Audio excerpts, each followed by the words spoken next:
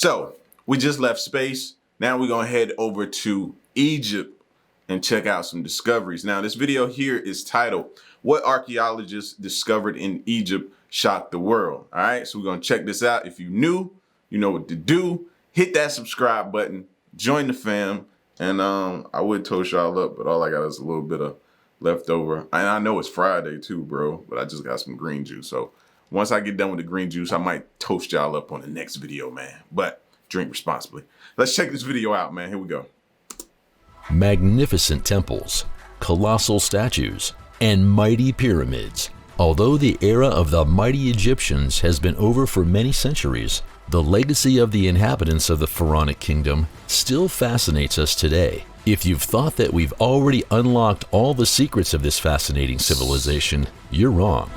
Not even close. You hear me? Not even close. I know some people be like, yo, Egypt, man, no, bro, we just scratched the surface on stuff in Egypt.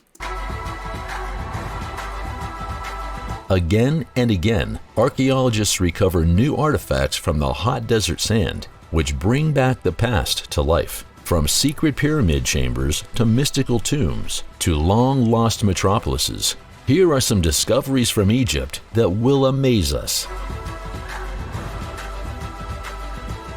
Before we get started, be sure to hit the like button and ring the notification bell for more great videos. Also, stick around till the end to hear one of the most disturbing and concerning Egyptian discoveries so far.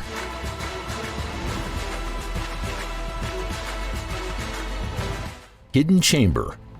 It is the year 2017 when a real shock runs through the ranks of the experts, as a modern Muron scan revealed a secret chamber has been hiding in the mighty Cheops pyramid the whole time. A look at the amazing dimensions show that this is by no means just a small niche. The mysterious cavity is at least 30 meters long. Located above the Great Gallery, the hidden chamber still poses many mysteries. In fact, we do not know what purpose this room once served. Now, last I heard, we were trying to build something to send up in that hole there to see, you know what I mean? Because you don't just want to start just demoing, trying to get up in there and mess something up, you know what I mean? So, and especially the structure of it. So I want to hear that, like, I wonder if they know what's the update on that thing they were trying to build, the technology they were trying to build and design to send up in that hole. But according to the researchers, it is unlikely that there are mummies or valuable treasures here. We may be dealing here with the relic of a ramp on which the heavy blocks of stone were once heaved up. The true background of the discovery, however, resembles a mystery, and it will probably remain so indefinitely. According to this, the experts could not discover access to the secret chamber on their Muron scans, and simply pre-drilling into the cavity could affect the statics of the entire pyramid. Lost Golden City. So they still stuck there. We still have no way to gain access, which is crazy. I know that's eating them alive. It's eating me alive to know what's inside of there.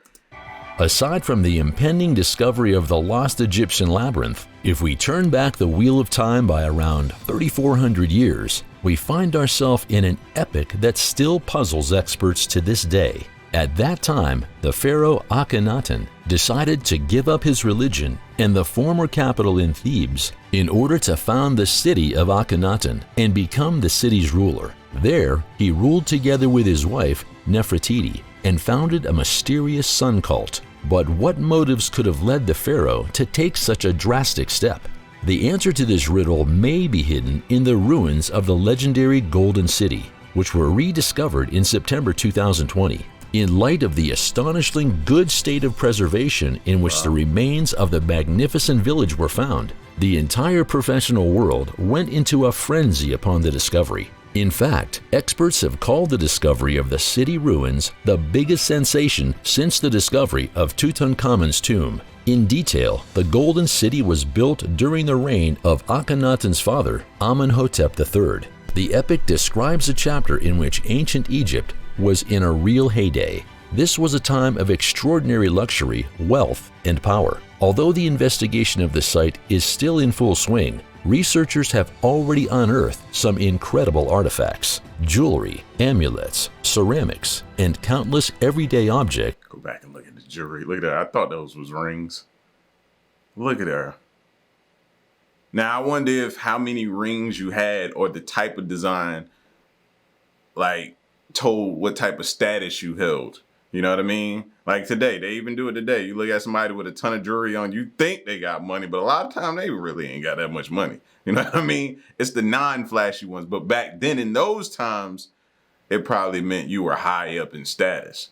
Today, nah, it's just these people flashing for the gram. They really ain't got it. Artifacts, jewelry, amulets, ceramics, and countless everyday objects give a foreshadowing of the priceless treasures that may lie within the remains of the Golden City. But the buildings also give us an authentic insight into everyday life at the time. According to this, the archaeologists have already found homes that may have once been occupied by workers, a kitchen, a bakery, administration buildings, and even a burial ground with burial chambers carved directly into the rock. After Akhenaten had turned his back on the flourishing town, for whatever reason, the Golden City seemed to have been used again by Tutankhamun at some point during history. The subsequent ruler must have valued the city, which represented the prosperity of his empire so well. In fact, some findings suggest that the town was inhabited until the 7th century AD. The city was then left to its own devices for many centuries, before it recently saw the light of day again. Khufu Ship. The Cheops or Khufu Ship gives us a vivid insight into the death cult of the ancient Egyptians. According to the beliefs of the time, death was by no means the end. It was merely the beginning of the mystical journey that, in the best case, would lead to the attainment of the kingdom of heaven. In order for the deceased to be able to reach the afterlife, a wide variety of accessories and tools were placed in the grave. This also includes the world-famous Cheops ship, a so-called sunbark, which is one of the best preserved ships of antiquity. However, when archaeologists rediscovered the ship in 1954 in a sealed pit in Giza, it had been dismantled into all of its individual parts. However, this was not a random heap of rubble. The more than 1,200 individual parts were arranged in a logical order that made it possible to later put the ancient object back together perfectly. Some traces indicate that the boat was actually used for shipping. Possibly, this was done to transport the body of Cheops from Memphis to Giza. In addition, it is conceivable that the powerful pharaoh used the ship during his lifetime to head for sacred places. Particularly interesting, if the Cheops ship were launched today, it would... Now, big as that ship was, like head for secret, how you gonna be in incognito on that big of a ship? You know what I'm saying? It's kind of hard to move in silence and secrecy in that big of a ship. You know what I mean? I don't know what they meant by that. Conceivable that the powerful pharaoh used the ship during his lifetime to head for sacred places. Particularly interesting, if the Cheops ship were launched today, it would still be fully functional. Osiris Stone. The archaeologists invest vast amounts of time and money in their exciting search for clues, and it could be so much easier. According to this, a simple farmer showed last year how quickly things can go. When the farmer in northeast Egypt was busy preparing his land for sowing, he unexpectedly came across an artistically worked sandstone slab, which later turned out to be an artifact from the time of Pharaoh Apries. Accordingly, the some people just have all the luck. Gosh, I'm gonna go out back and just start digging. I ain't gonna find nothing. What? You know what I mean? That's crazy. He unexpectedly came across an artistically worked sandstone slab, which later turned out to be an artifact from the time of Pharaoh Apries. Accordingly, the 2.3 meter high and a good 1 meter wide stele was made approximately 2,600 years ago. In detail, the object adorned with 15 lines of hieroglyphs, which the experts are now trying to translate. And it's going to take them forever, which makes it that much more valuable. How long is it going to take them, you know what I mean, to translate that? Man, some people just have all the luck. Rosetta Stone. It is July 15th, 1799, when a French officer manages to recover an ancient artifact in the Nile Delta. According to one story, however, it wasn't the military commander who tracked down the landmark object, but his horse. This had stumbled over the structure because it was half sticking out of the ground. Whatever the case, it is clear that we owe a lot to the so-called Rosetta Stone. As part of an inscribed tablet, the find made a significant contribution to the decoding of ancient Egyptian hieroglyphs. This is mainly due to the fact that the text is available in 3 different versions: in hieroglyphs, in Demotic script, and in Greek. In detail, the tablet was made in such a way that it could be deciphered by 3 population groups. The hieroglyphs were aimed at the priests, the Demotic script at the officials, and the Greek letters at the foreign rulers of the time. If you like, the Rosetta Stone served as kind of a royal homage. The texts tell of all the great deeds accomplished by Pharaoh Ptolemy V. The Silver Pharaoh. As the 3rd pharaoh of the 21st dynasty, Sesens, I ruled between the years of 1040 and 994 BC. During his reign, the king built magnificent temples dedicated to the gods Mut, Amun, and Crones. In 1940, the French archaeologist Pierre Montet managed to rediscover the tomb of the powerful ruler in Tanis. In addition to the king, his wife, a prince, and an important priest were laid to rest in it. In detail, after his death, Sesens, I was not placed in just 1, but in 3 sarcophagi. The first coffin was made of rose granite and originally belonged to Pharaoh Meneptah. Beneath it slumbered a black granite sarcophagus, also reused, that encased the object that eventually gave Sesens his official nickname, a coffin of pure silver adorned with precious gold ornaments. While the sarcophagi and precious grave goods are still in amazing condition after all this time, the king mummy was not so lucky. It had already been completely disintegrated by the time the tomb was opened. Unfinished Obelisk. To get closer to this exciting mystery, it is worth taking a closer look at some of the ancient structures. First of all, let's take a look at the famous unfinished obelisk located in Aswan near the Sudanese border. Historians suspect that it was ruler Hatshepsut who approved the construction of the magnificent stone pillar. If the object had been completed, it would have become the largest obelisk of antiquity, with a height of almost 42 meters and a weight of around 1,170 tons. In the end, 2 urgent questions arise. Which tools were used by the Egyptians to shape the massive stone monument? And how were the workers going to manage to erect the structure, which weighed several tons? The majority of archaeologists believe that round dolerite hammers were the most important tools of that time. Basically, in order to beat a material into shape, it is always advisable to use a tool that is harder than the object that is being processed. In the case, and what did they use to smooth things out? Like, look at this wall right here. Look how it just, or it's just that how the stone. And look at that one right there. You know what I mean? I know this is a movie, but we've seen some of their stuff and we've looked at it, and it's similar to this. So I'm like, how did they get it like that smooth back then? Like, what tools? It is advisable to use a tool that is harder than the object that is being processed. In the case of rose granite, of which the unfinished obelisk is made, this is not the case. In fact, both materials are roughly the same hardness. Bronze, the other tool used in ancient Egypt, is in turn significantly softer than rose granite. Another point that puzzles some experts is the small area of the trench in which the obelisk was machined. There was very little space there to perform hard machine strokes. Therefore, some researchers are sure that the ancient workplace provides an authentic impression of which methods could not be used for processing. Conversely, it also gives an indication of the unique technical level of Egyptian architecture, which, however, eludes our understanding. To this day, we have never determined how much a remarkable piece of artwork was created.